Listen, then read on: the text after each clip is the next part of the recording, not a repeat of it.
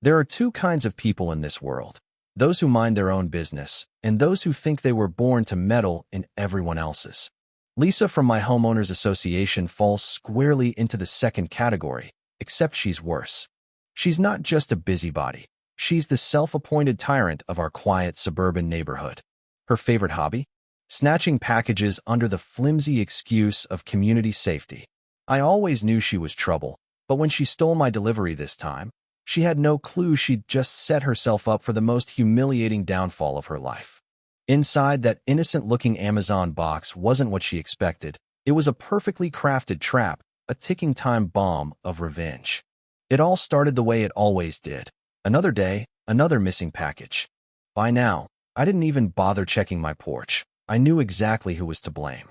Lisa had turned package theft into a game, and somehow, she always dodged the consequences.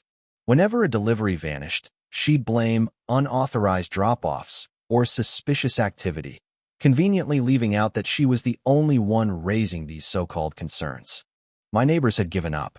They'd grumble about it quietly, curse her under their breath, but no one had the guts to call her out. Me? I was done. The first time she took my package, I figured it might have been a mistake. The second time, I was irritated. The third time, I installed a doorbell camera. And now, after catching her on video strolling up my driveway in broad daylight, grabbing my Amazon box, and sauntering off like she owned the block, I decided enough was enough. No more venting in the group chat, no more passive-aggressive sighs. It was time to act. I checked the delivery notification again. It had arrived at 10:32 a.m., and by 10:36 a.m., Lisa had swooped in like a hawk, snatching it from my doorstep. The nerve of this woman was unreal. This time, though, she'd taken something far more valuable than just another random package. Inside that box was my brand-new gaming laptop, expensive and not easily replaced. She thought she'd scored another treasure for her stash, but what she didn't know was that I'd been ready for her. I replayed the camera footage, watching her smug grin as she walked off with my package like she'd hit the jackpot. No shame, no hesitation. She even glanced around as if she were doing us all a favor. That was it. I wasn't just going to get my stuff back. I was going to make Lisa regret ever crossing me. So, I came up with a plan. Step 1, order a new package. But this one wouldn't be a pricey laptop. It'd be bait. Inside, I'd stash something much more thrilling. A color bomb. One of those intense, festival-grade powder bombs used for color runs or gender reveals. A small, harmless-looking box that, when opened, would unleash a massive cloud of bright, long-lasting blue dye. Knowing Lisa's sticky fingers, I wouldn't have to wait long for her to take the bait. 2 days later, the package arrived. It was perfect, small enough to tempt her, with a fake, luxury brand label I slapped on for extra appeal. Exclusive skincare sample, limited edition. Lisa wouldn't be able to resist. I set it on my porch, angled just right for the camera, and waited. Sure enough, at exactly 10:21 a.m., there she was. Lisa strutted onto my property, scanning the street like some wannabe spy. She adjusted her sunglasses, bent down, and plucked the box off my welcome mat. I watched, barely able to hide my glee. She had no idea what she just walked into. I grinned as she marched back to her house, clutching her prize. The anticipation was electric, because in just a few minutes, she'd open that box, and when she did, the whole neighborhood was about to see something unforgettable. The explosion was so sudden it felt like time stopped. 1 second, Lisa was lounging in her spotless white living room, smugly peeling open yet another stolen package. The next, a deafening boom rang out, followed by a giant cloud of vivid blue powder erupting like a volcano. It coated everything: her walls, her fancy beige sofa, her pristine coffee table. But best of all, it coated her. Lisa's scream was so loud my doorbell camera picked it up from across the street. A raw mix of shock, fury, and terror, the kind of noise someone makes when their whole world implodes. I could only imagine the chaos inside. Blue powder sticking to her hair, staining her skin, sinking into her overpriced yoga pants. And the kicker? This wasn't ordinary dye. It was industrial-strength, festival-grade stuff, designed to last through sweat, water, and even soap for days. I watched from my living room as her front door burst open. Out stumbled Lisa, a walking blueberry. She flailed her arms, coughing up blue dust, her once dark hair now a neon sky blue, her skin matching from head to toe. She'd probably stepped barefoot into the mess, because even her feet were dyed. She looked deranged, spinning in circles, wiping at her face only to smear the color worse. I bit my lip to stifle a laugh, but I wasn't the only one watching this karmic masterpiece unfold. Neighbors peeked out of their houses, staring in disbelief at the shrieking, blue-stained woman losing it in her yard. A couple of kids across the street pointed and giggled. Even old Mrs. Harper, who'd lived here forever, stood frozen on her porch, gripping her watering can like she'd seen the end of days.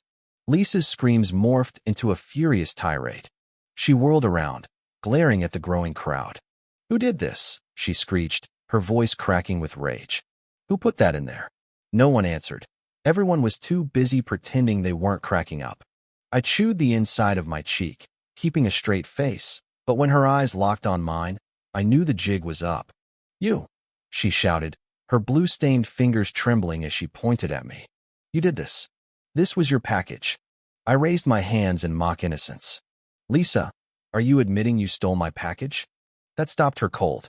Her mouth flapped open and shut, her brain scrambling to escape the trap I'd just laid. She couldn't accuse me without admitting her crime, and we both knew it, along with everyone else watching. I was just checking it," she stammered, desperation creeping into her voice. It looked suspicious. It could have been a safety issue. I was protecting the neighborhood. A laugh slipped out before I could stop it. "Oh, yeah, real noble of you, Lisa. Opening other people's mail in the name of justice." Her hands clenched into fists. "You'll pay for this," she shrieked. "This is a crime, a federal offense. I'm calling the cops." Just then, her husband, Greg, a quiet, perpetually worn-out guy, stepped outside. He took one look at his now blue wife, glanced at the ruined living room through the open door, and let out a sigh so deep it could have powered a wind turbine. "Lisa," he muttered, rubbing his temples, "what did you do this time?" She spun on him like a cornered animal. This jerk booby-trapped their package," she yelled, jabbing a finger at me. "They did this to me." Greg surveyed the scene, looked at me, then back at his fuming wife. Slowly, as if he'd finally run out of patience after years of her nonsense, he said, "Maybe if you didn't keep stealing people's mail, this wouldn't have happened." The neighborhood gasped. My jaw dropped. Lisa's eyes widened, her face, well, what you could see under the blue, darkening with fury. "What did you just say?" she hissed, her voice shaking. Greg didn't flinch. I said, "Maybe if you hadn't taken someone's package, you wouldn't be standing here looking like a Smurf reject." A snicker broke out from the crowd. Lisa's face twisted into a mask of pure rage, and then, as if scripted, her HOA posse rolled up, led by the president himself, Mr. Daniels, a no-nonsense guy who'd clearly had it with Lisa's antics. He took one look at her, raised an eyebrow, and said, "Lisa, care to explain why you're out here looking like a cartoon character?" She floundered, trapped.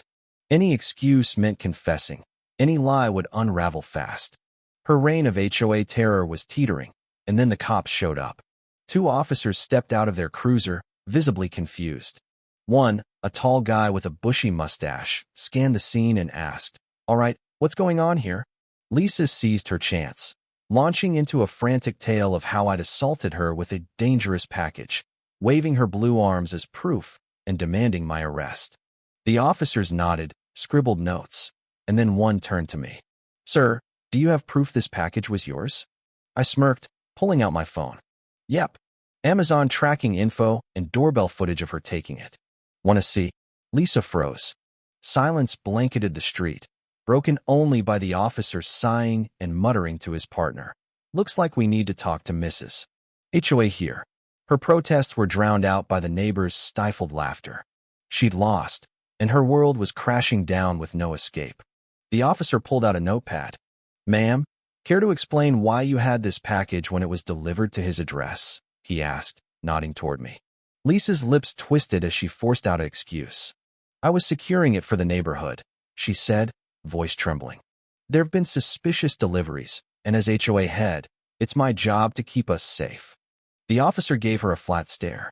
"So you secured it by taking it inside without telling the owner?" She crossed her arms, smearing the dye further.